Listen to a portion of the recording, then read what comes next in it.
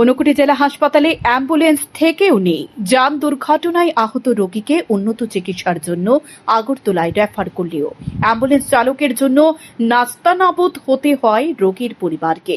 জানা যায়, একটি যানবাহন দুর্ঘটনায় গুরুতর আহত হন এক মহিলা, নাম মর্তেজা বেগম। আহত মহিলা জেলা হাসপাতালে ভর্তি করা হলে সেখান থেকে উন্নত চিকিৎসার জন্য তাকে রেফার করা হয় আগরতলা জেবি হাসপাতালে।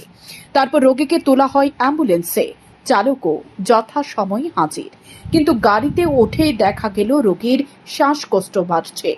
অ্যাম্বুলেন্সের মধ্যে ছিল না কোনো স্বাস্থ্যকর্মী। চালকও অক্সিজেন দিতে জানেন না।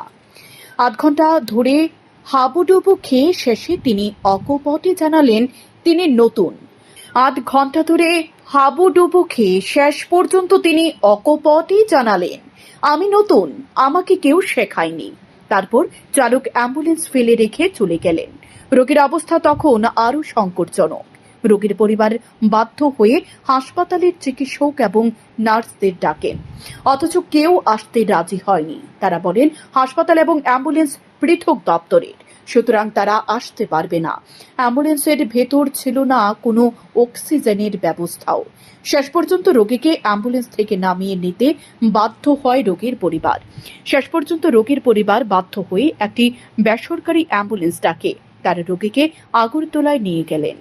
আমার বোন হঠাৎ করে একটা টুকটুকে বাড়ি মারিয়া আজকে সিরিয়াস অবস্থা, বাইরে রেফার দিছে ডাক্তারে। এখানে তোলা হয়েছে আধা ঘন্টা ধরে অ্যাম্বুলেন্সে রুগী তোলা হয়েছে, না কোনো ডাক্তার না কোনো।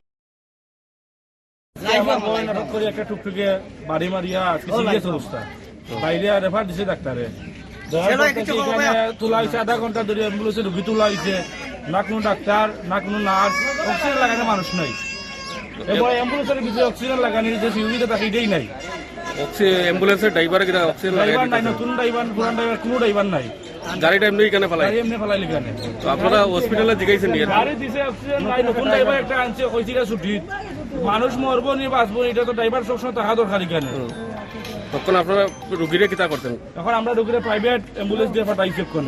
আপনারা প্রাইভেট অ্যাম্বুলেন্স দিয়ে আপনারা খরচ করিয়ে পাঠাইছেন? আমরা কষ্ট করে পাঠাইছি। আর এখানে অ্যাম্বুলেন্সের ড্রাইভার নাই ড্রাইভার বর্তমানে? নাই, অ্যাম্বুলেন্সের কোনো জিনিসও নাই, অক্সিজেন বেক্সিজেন কিছু নাই।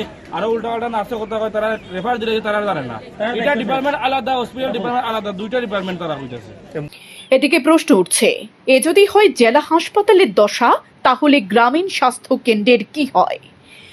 সেখানে কি অ্যাম্বুলেন্স চালকরা গুগল ঘেঁটে অক্সিজেন ব্যবহার শেখেন, নাকি রোগীর পরিবারকে ইউটিউবে টিউটোরিয়াল খুঁজতে হয়?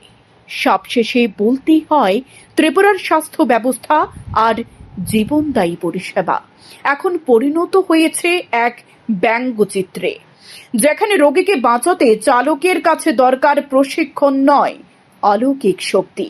এদিকে অ্যাম্বুলেন্সের মধ্যে কোনো স্বাস্থ্যকর্মী না থাকার বিষয়টি নিয়েও রীতিমতো গুঞ্জন সৃষ্টি হয়েছে। নিয়ম অনুযায়ী অ্যাম্বুলেন্সের মধ্যে একজন স্বাস্থ্যকর্মী থাকেন।